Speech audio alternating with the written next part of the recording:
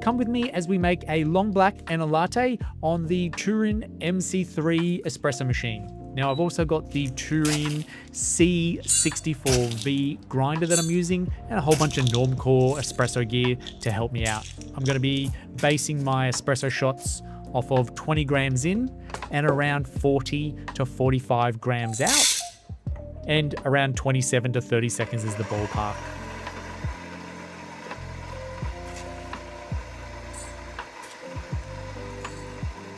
I'm grinding out at 1100 RPM because that's my favorite RPM.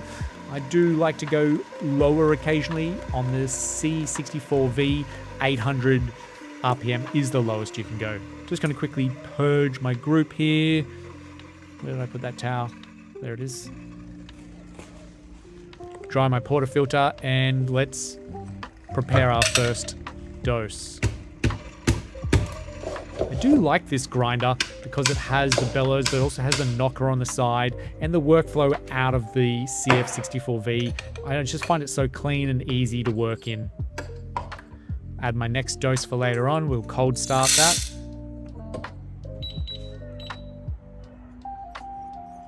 Now I'm WDTing, I'll be distributing and then using the Normcore V5 tamper to tamp.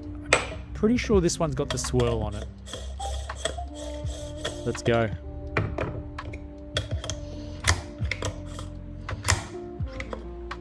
There we go. Yes, it does. And also, obviously, my favorite 0.8mm puck screen. Now, I guess almost don't need the swirl if I'm using a puck screen, really. But hey, here's something I'm going to do differently. Now, this is something I saw on a video that James Hoffman did with long blacks or Americanos. And I'm going to be steaming my water. At the moment, this is just room temperature water, and I'm steaming it hot for my long black. I know that seems like a really weird thing to do, considering I already have a hot water tap on this machine that I could just quite easily use there on the left. And yeah, so I'm just going to see what difference this makes. Apparently it makes a better coffee, adds air to the water, perhaps heats it up a little bit better so it's not coming out of the boiler as such, perhaps. But I just need that a little bit hotter. Excuse the noise, because yeah, steaming water is not quiet. Anyway, that went well. It went okay. It went as expected. Let's brew some espresso now. Now the MC3 has digital display up top. I've programmed volumetrics. So there it is there. I've got a single and a double on the right. I'm going to hit the double. It's going to do pre-infusion for 4 or 5 seconds. It's going to hold and then brew at full 9 bars pressure until I get to around 40 to 48 grams out. It's looking good so far. Unfortunately, my timer didn't work on my scale, but it does work on the top of the digital readout, so that's good too.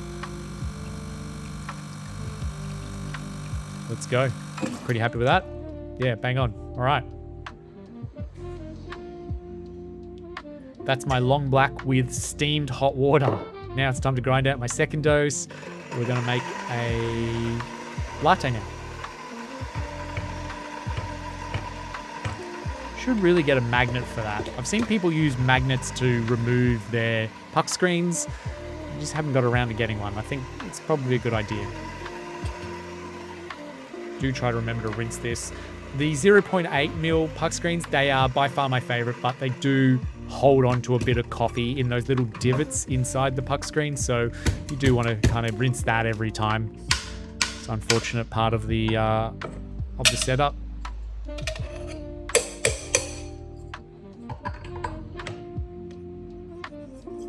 And the rest of the coffee making between the long black and the latte is identical. I will stop this shot sooner just so I can have a little bit more concentration in the espresso, so I can add milk and pour latte art quite well. It's not too watered down.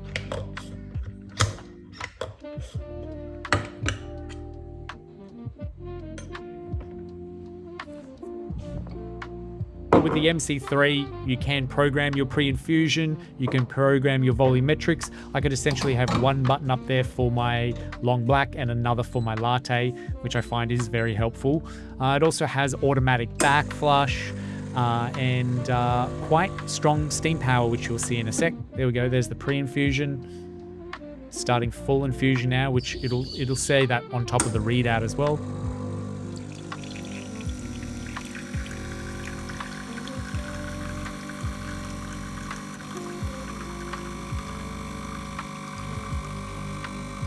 Yep, pretty happy with that. Time to steam some milk. So you can program the pressure on the MC3 from 1.7 to 2.1 bars of pressure on the boiler itself. It has a PID controlled thermoblock for the brewing, which means it's ready to go within a few minutes of turning the machine on. But the steam boiler itself is quite a large steam boiler, so it's producing a good amount of steam, and you can steam back to back to back to back milk drinks quite easily with this machine, which definitely is a benefit. Steam wand, full movement in the wand, has the levers up top, which are quite easy to slowly increase or decrease the steam. And that steam wand itself is actually Cool Touch, even though it has those rubber handles on them. They are Cool Touch wands.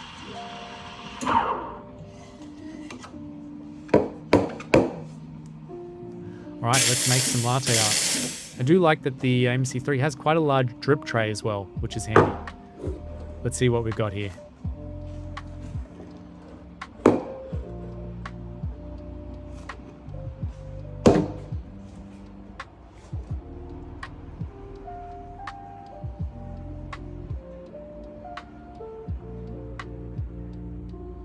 Milk's a bit thick, so I might just stick with a tulip. I don't think I was going to squeeze a rosetta out of that. Yeah, I'm pretty happy, but I've done better than that before. You know, it's alright. So there's my latte, my long black with the steamed water. There's the MC3. It's not too bad. It's alright. It's a good machine. I like it. Plenty of performance with those features on the digital display. Let's give this long black a go. Alright, alright. Look, I can't tell the difference, but that's okay.